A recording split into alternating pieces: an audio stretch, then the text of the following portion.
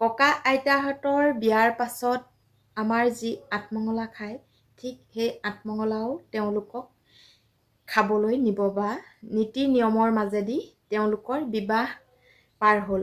নমস্কাৰ বন্ধু বান্ধৱীসকল, মই মৰমী। মোৰ ইউটিউব চেনেলটোলৈ আপোনালোক সকলোলৈকে স্বাগতম জনালোঁ। আশা কৰোঁ আপোনালোকৰ সকলোৰে ভাল। বৰ্তমান মোৰো ভালেই বাৰু। ছ'চিয়েল মিডিয়াত চৰ্চিত হৈ থকা ককা আইতাৰ বিয়াখনে অসমত তোলপাৰ লগাই গ'ল নহয় জানো। মই যোৱাকালি এটাৰ ভিডিঅ' প্ৰস্তুত কৰিছিলোঁ যে ককা আইতাহঁতকনো কিয় এনে বয়সত বিয়া পাতি মিছাতেই ৰং ৰহস্য কৰিব লাগে আৰু তেওঁলোকৰ মনতো যথেষ্ট কষ্ট দিয়া হৈছে নহয় জানো। তেওঁলোকে যদিও মন খুলি ক'বৰ পৰা নাই, কিন্তু তেওঁলোকৰ মুখৰ যিটো ভাৱ প্ৰকাশ হৈছে, তেওঁলোকে নিশ্চয় কোনোবা এখিনিত অন্তৰে অন্তৰে তেওঁলোকে কান্দি থকা অনুভৱ এটা দেখিবলৈ পোৱা যায়।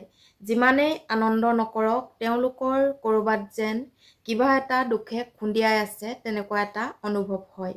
নিশ্চয় মানুহৰ যে কাৰোবাৰ তলত থাকিলে, কাৰোবাৰ অধীনত থাকিলে এনেকৈ চলাব লাগে বুলি ক'তো নীতি নিয়ম নাই।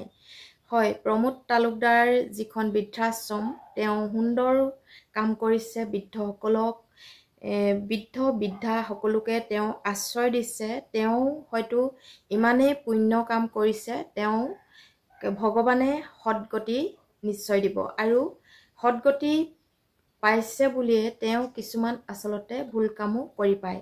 যেনেকৈ ককাৰ আইতাৰ যিসমূহ মনৰ ইচ্ছাৰ নোহোৱাৰ স্বত্তেও তেওঁ কিছুমান কাম বাধ্য কৰি কৰাইছে। সেই কামসমূহ কৰোৱা দেখিলে বৃদ্ধাশ্ৰমত আচলতে থকা ককা আইতাহঁতে মনটোত যথেষ্ট কষ্ট পায়। কাৰণ কাৰোবাক যদি জোৰ জবৰদস্তি এনেকৈ বিয়াত বহুৱায়, তেনেহ'লে আমাৰ পিছৰ প্ৰজন্মসকলে কি ভাবিব চাওকচোন। যি নেকি ককা আইতাহঁতে নিজৰ অধীনত থাকিবলৈ নাপায়, নিজৰ জীৱনটো নিৰ্বাহ কৰিবৰ বাবে বৃদ্ধাশ্ৰমত আশ্ৰয় লয়গৈ আৰু তাতো আনৰ হাতলৈ, আনৰ মুখলৈ চাই জীৱন নিৰ্বাহ কৰে।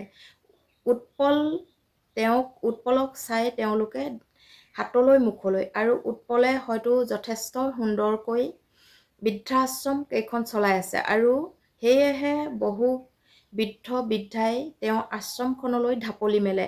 আৰু এনেকুৱা যদি কাম কৰে, তেনেহ'লে এই বৃদ্ধাশ্ৰমখনৰ ভাল নাম থাকিবনে?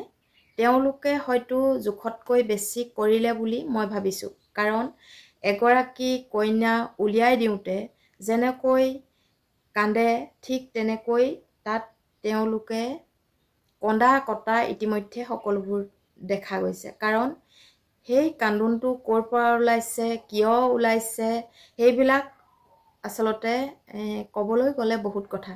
হয়, এগৰাকী নাৰীক বা এগৰাকী কন্যাক সাজ পাৰ কৰি বৈবাহিক সাজত এজন স্বামীৰ হাতত গতাই দিলে যিসমূহ কথাৰ নিজৰ মনলৈ আহে, সেই কথাসমূহ মনত পেলাই বা সৰুৰে পৰা ঘৰখনত ডাঙৰ দীঘল কেনেকৈ হ'ল, ককাই ভাইৰ লগত বা মাক দেউতাকৰ লগত থোটা মোজা এদিন দুদিন হ'লেও লগা কথা মনত পৰি, শৈশৱৰ সকলো শিশুকালৰ পৰা একেবাৰে তেওঁলোকৰ বৈবাহিক দিনলৈকে মনত পৰা কথাখিনি মনত পৰি আচলতে দুখে কুলাৰ পাচি নধৰা হৈ পৰে। সেয়েহে এগৰাকী কন্যাক যেতিয়া বিবাহৰ নীতি নিয়ম কৰি ঘৰখনৰ পৰা উলিয়াই দিয়ে, তেতিয়া এইসমূহ দুখেৰে কন্যাজনী বা মাক দেউতাকৰ যথেষ্ট দুখ লাগে আৰু সেই দুখতে সকলো গোত্ৰ ছিঙি দিয়া বুলি কয় যে, নিজৰ এগৰাকী কন্যাক এজন পুৰুষলৈ বিবাহ দিয়াৰ লগে লগে গোত্ৰ ছিঙি দিয়া হিচাপত আগত দিছিল। আৰু সেই গতিকে কন্যাগৰাকী আৰু পৰিয়ালসহ তেনেকৈ কান্দে। কিজানিবা মোৰ কন্যাজনী ইয়াত সুখেৰে আছিল, আনৰ ঘৰত গৈ দুখ কষ্ট পাব, এনেকুৱা ধৰণৰ কথাবিলাক মনত পৰে আৰু সেয়েহে কান্দোনত ভাগি পৰে।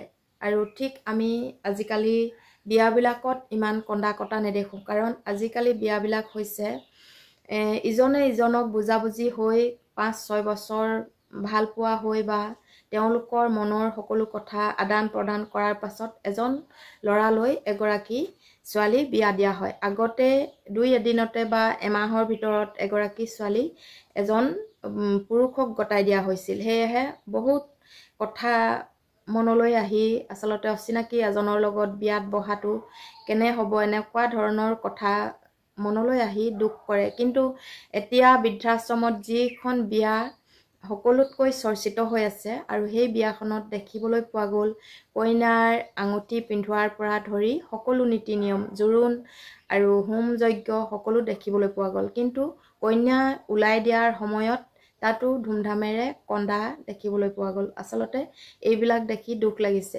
এখন বৃদ্ধাশ্ৰমত এগৰাকী বৃদ্ধাক কন্যা ৰূপত বৃদ্ধ এজনলৈ বিয়া দি এনেকুৱাবিলাক নাটক ৰচি আচলতে উৎপলে কি ৰচনা কৰিছে সেইটো একমাত্ৰ তেওঁ জানিব। কিন্তু তেওঁ যিসমূহ কাম কৰিছিল, 100টা ভাল কাম কৰাৰ পাছত এটা মানুহে যদি বেয়া কাম কৰে সেই বিতৰ্কৰে কিন্তু 1000টা বেয়ালৈ লৈ যায়। সেয়েহে এনেবোৰ কাম আচলতে কৰাৰ আগতে ভাবি চিন্তি চোৱাটো অতি দৰকাৰ। আৰু মই আচলতে বেয়া বুলি ক'বলৈ যোৱা নাই, সমাজখনে আচলতে যিসমূহ মন্তব্য দি আছে বা যিসমূহ কৈ আছে সেই কথাখিনিৰ ওপৰতহে মই কৈছোঁ। আৰু ময়ো যোৱাকালি এই বিষয়ত এটা ভিডিঅ' এনেদৰেই প্ৰস্তুত কৰিছিলোঁ, কিন্তু বহুত মন্তব্য দিছে। তাৰ ভিতৰত 2টামান দীঘলীয়া মন্তব্য আহিছে। হয়, আজিকালি মানুহে বৃদ্ধ বা বৃদ্ধাই বহুত বিয়া পাতিলে বুলি বহুত বেয়াকৈ কমেণ্ট দিছে। সেই কমেণ্টসমূহ দিয়াটো কোনো যুক্তি নহয়। কাৰণ ককা আইতাক তেওঁলোকেও সন্তান জন্ম দিবৰ বাবে বা যৌনতাৰ বাবে তেওঁ বিবাহ সম্পন্ন হোৱা নাই সেইটো কথাটো জনা উচিত। আৰু এনেধৰণৰ কমেণ্ট পাই আচলতে মই ভাল পাইছোঁ। আমাৰ সমাজত আচলতে যিমানখিনি মানুহ বেয়া আছে তাৰ বিপৰীতে তাৰ সমানে ভাল মানুহো আছে। সেই গতিকে বেয়া যিখিনি মানুহ তেওঁলোকে বেয়া দিশটোলৈ টানি নিয়ে আৰু ভাল যিখিনি মানুহ তেওঁলোকে ভাল দিশটোলৈ টানি নিয়ে। আৰু সেই গতিকে ককা আইতা যিহেতু ইমান দিনত বিয়াখন তেওঁলোকৰ কপালত লিখিলে, তেওঁলোকে যাতে যুগ্ম জীৱন বা তেওঁলোকৰ বৈবাহিক জীৱন সুখেৰে কটাই যিকেইটা দিন থাকে তেওঁলোকে সুখে শান্তিৰে থকাটোৱে আমি কামনা কৰোঁ। আৰু ভালসকলে নিশ্চয় তেনেকৈ ভাবিব। আৰু বেয়াসকলৰ কমেণ্টসমূহ আপোনালোকে পাইছে, মই নকলেও হ'ব। তেওঁলোকেতো একেবাৰে উভণ্ডালি মাৰি বহুত বেয়াকৈ কমেণ্ট দিছে। কিন্তু সামাজিক মাধ্যমত আচলতে ইমান খোলা ভঙাকৈও মানুহে কমেণ্টসমূহ দিব নালাগে বুলি মই ভাবোঁ। আৰু সেয়েহে মই আচলতে ছ'চিয়েল মিডিয়াত যেতিয়া ভিডিঅ' প্ৰস্তুত কৰি থাকোঁ সেইকাৰণে নিজৰ মনৰ ভাৱসমূহ নিজৰ ছ'চিয়েল মিডিয়াতে এনেকৈ প্ৰকাশ কৰোঁ। আৰু মোৰ যদি মনৰ ভাৱ প্ৰকাশ কৰোঁতে হয়তো ক'ৰবাত 1-2টা ভুল ভ্ৰান্তি হ'ব পাৰে, আপোনালোকে নিজৰ বুলি আঙুলিয়াই দিব বুলি আশা ৰাখিলোঁ। আৰু মোৰ চেনেলটোৰ যিসকলে নতুনকৈ চাইছে তেওঁলোকে মোৰ চেনেলটো ছাবস্ক্ৰাইব কৰি কাষতে থকা বেল আইকনটো ক্লিক কৰি অল কৰি দিবলৈ নাপাহৰিব। আৰু যিসকলে মোৰ কথাকেইটা শুনি ভাল লাগে তেন্তে লাইক, কমেণ্ট আৰু শ্বেয়াৰ কৰিবলৈ নাপাহৰিব। অৱশেষত আপোনালোকক সকলোকে ভিডিঅ'টো শেষলৈকে চোৱাৰ বাবে ধন্যবাদ জনালোঁ। আৰু অন্য এটাৰ এনেকৈ মন্তব্য আগবঢ়োৱা ভিডিঅ'লৈ পুনৰ আহিম। আজিলৈ তেন্তে ধন্যবাদ।